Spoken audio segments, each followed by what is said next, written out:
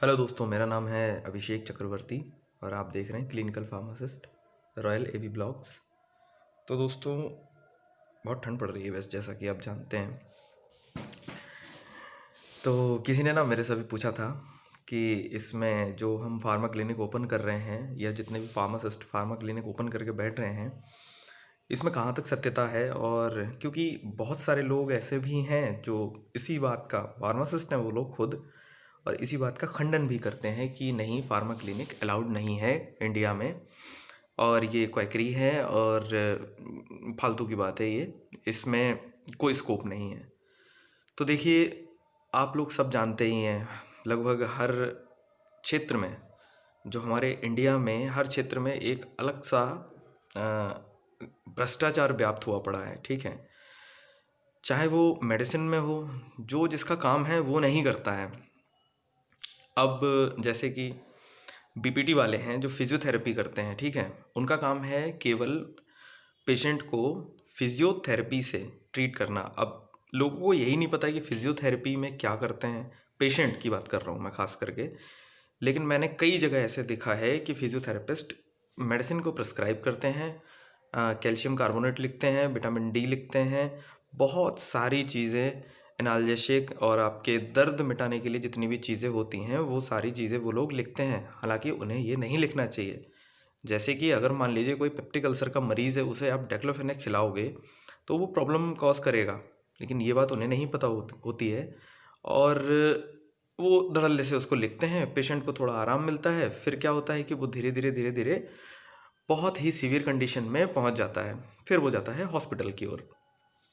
तो हमारी बात हो रही थी कि हम जो ये फार्मा क्लिनिक खोल रहे हैं, इसमें पीपीआर में कहीं पर भी ये मेंशन है या नहीं है। तो मेरे दोस्तों, ये आप लोग पीपीआर में खुद देखें कि प्राइमरी केयर के लिए उसमें लिखा हुआ है, और हमारा जो ओथ है, उस ओथ को ही आप अगर ढंग से पढ़ लेंगे, आप उसको समझेंगे, उस ओथ में जो क्या बातें लिखी हैं उनको अगर आप समझेंगे, तो ये डाउट दिमाग में कभी नहीं आएगा कि हाँ, फार्मा क्लिनिक जैसा कोई कॉन्सेप्ट हो भी नहीं सकता।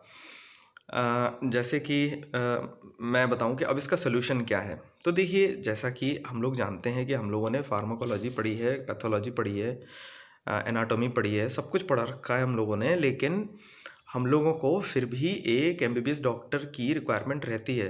आपको क्या लगता है कि एमबीबीएस डॉक्टर जो होते हैं उनको सब पता होता है क्या? सब मेरे दोस्तों, किसी को नहीं पता होता। एमबीबीएस भी खुद कंसल्ट करते हैं बड़े बड़ी जगह पे, वो लोग बहुत रिसर्च करते हैं, तब जाके वो लोग पेशेंट को ठीक कर पाते हैं। और हम लोग बस 4 साल का बी फार्मा करने के बाद में सोचेंगे कि हम बहुत बड़े डॉक्टर साहब हो गए, तो ऐसा नहीं है। हमारा काम है ना कि हम लोग हेल्थ केयर के सिस्टम को स्ट्रॉन्ग करें, मजबूत करें और एक अपनी पहचान बनाएं। जो भी हमारी आजकल पहचान बन चुकी है ना, कि हम लोग पैसे लेते हैं और अपना लाइसेंस रेंट पे दे देते हैं और खुद और अलग अलग काम करते हैं, और समाज में फार्मासिस्ट नाम की कोई कोई चीज़ एग्जिस्ट भी करती है, वो हम सोचते ही नहीं है कि यार ये मतलब कोई बहुत बड़ा टॉपिक है। भाई, ये बहुत बड़ा टॉपिक है यार, कि एक इतनी अच्छी पोस्ट जो एक फार्मासिस्ट होता है ना, वो जानता है कि ड्रग आपको कौन सी लेनी चाहिए और आपको कितनी मात्रा में लेनी चाहिए, और आपको अगर कोई दिक्कत है किसी ड्रग से तो उसका सब्स्टिट्यूट क्या है। ये सारी चीज़ें ना फार्मासिस्ट को बहुत अच्छे से पता होती हैं। मैं कैसे फार्मा क्लिनिक ओपन चला रहा हूँ, मैं आज अपनी बात आपको शेयर करता हूँ। देखिए दोस्तों, मैंने जहाँ हॉस्पिटल में, जिस हॉस्पिटल में मैंने ट्रेनिंग की थी, हाँ, तो वहाँ पे डॉक्टर हैं जो, तो वो बड़े हम्बल थे। ठीक है, जितने भी ज्ञान वाले जो लोग होते हैं, जिनके दिल में, दिमाग में बड़ा ज्ञान होता है, तो उन लोगों से आपको बात करके ही ना एक अलग सी फीलिंग आएगी, एक पॉजिटिविटी आएगी। ठीक है, वो लोग भी नहीं मना करते हैं इस चीज़ को कि हाँ, आप एक मानवता की आप सेवा कर सकते हैं, कोई दिक्कत नहीं है, लेकिन आप उसका दुरुपयोग ना करें। ठीक है, अब दुरुपयोग करने में क्या है कि आप किसी को भर्ती कर लोगे, किसी के साथ में बहुत ज़्यादा ट्रीटमेंट दे दोगे उसको, आपको पता ही नहीं है कि उसमें प्रॉब्लम क्या चल रही है, लेकिन आप उसका ट्रीटमेंट ऐसे दोगे जैसे कि आप बहुत बड़े स्पेशलिटी डॉक्टर हो। तो ऐसा नहीं करना है। हमें क्या करना है, अगर हमें फार्मा क्लिनिक अपना ओपन करना है ना, तो हमें सबसे पहले अपनी फार्मेसी डालनी पड़ेगी। ठीक है, फार्मेसी डालने के बाद में आप उसमें बैठ सकते हैं, प्राइमरी केयर आप दे सकते हैं, लेकिन आपको एक डॉक्टर को हायर करना चाहिए। ठीक है, आप जहाँ पे भी सीखोगे, ठीक है, आप प्रैक्टिकल नॉलेज एक मेडिकल की जहाँ पे भी आप लोगे तो वहाँ पे आपको बहुत सारे डॉक्टर्स मिल जाएंगे। आप उनसे बात कीजिए, आप धीरे धीरे अपनी बात को उनको बताइए कि आप करना क्या चाहते हैं, आपका मोटो क्या है ये करने के लिए। तो आपकी हर कोई हेल्प करेगा और वो ईजिली आपको बोल देंगे कि चलो ठीक है, मैं भी आपके क्लिनिक में आकर अपनी सेवा आपको देना चाहता हूँ या फिर मैं दे सकता हूँ, मेरे पास समय है। आप उनको रख सकते हैं और आप चाहें तो उनको फिर उसी हिसाब से जो भी उनका बनता है वो आप दे सकते हैं। जैसे किसी डॉक्टर का चार्ज है, मान लो वो 300 रुपये फ़ीस ले रहा है, तो आप क्लिनिक में बुलाइए। 300 रुपये जो फ़ीस है उस फीस को डॉक्टर साहब तो वहाँ पे तो लेंगे ही, लेकिन इससे ये होगा ना कि आपकी जो शॉप है उससे आपकी पहचान बनेगी, आपका ज्ञान बढ़ेगा और आप सीधे कोऑर्डिनेट कर पाएंगे डॉक्टर साहब के साथ में कि हाँ सर, मैंने ये दवाई इनको चलाई है, क्या ये सही है या मुझे ये चलानी चाहिए या नहीं चाहिए। तो ये एक बहुत बड़ी अच्छी चीज़ हो जाती है, ये ख़ास करके पेशेंट के हित में है।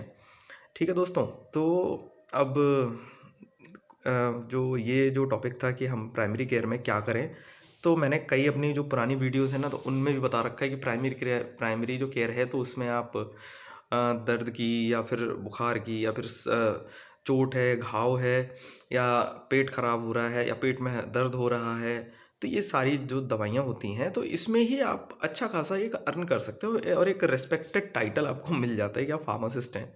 ठीक है, अब देखिए यहाँ पर तो इंडिया में तो इतना कन्फ्यूज़न है कि जो दवाई दे रहा है या फिर जो वार्ड बॉय भी है ना, तो जहाँ वहाँ जाने के बाद में, हॉस्पिटल जाने के बाद में, जो बेचारा गांव का आदमी है वो बोलता है डॉक्टर साहब उसको, और वो मतलब अनपढ़ आदमी वो अपने आप को समझता है कि हाँ मैं बहुत बड़ा डॉक्टर हूँ, उसका एटीट्यूड अलग हो जाता है, उसका एटीट्यूड चेंज हो जाता है।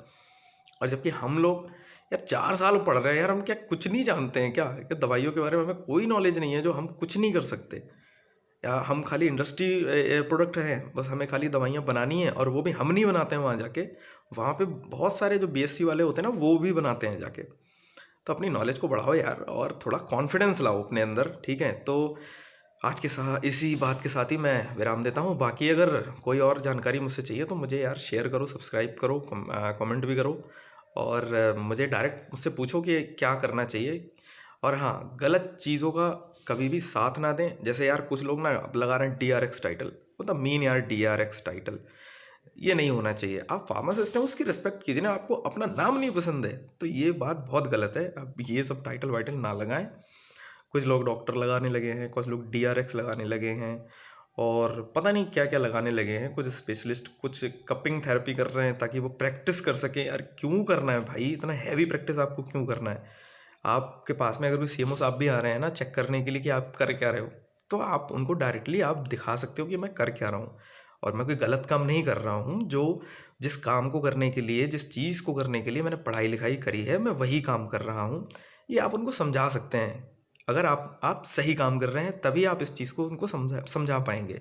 अदरवाइज़ आप क्वैकरी कर रहे हैं ना तो आप बेकार हैं यार। फिर मतलब कोई मतलब नहीं है कि आपने ये जो अपनी पढ़ाई करी है इसको करने का आपको कोई मतलब नहीं है, आपको पता ही नहीं चला कि आपको करना क्या है। तो चलो ठीक है, नेक्स्ट टाइम में फिर किसी टॉपिक पे बात करते हैं। Okay, bye bye.